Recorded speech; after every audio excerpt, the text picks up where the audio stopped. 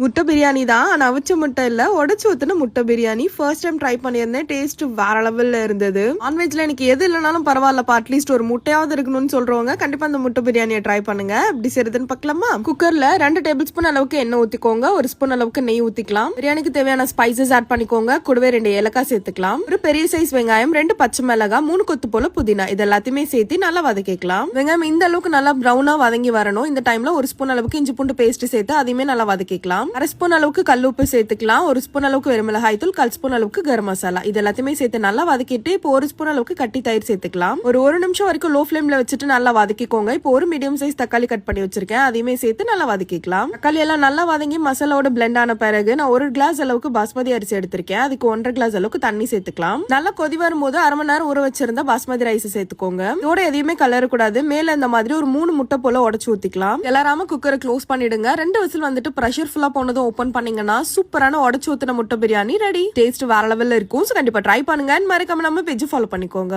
By.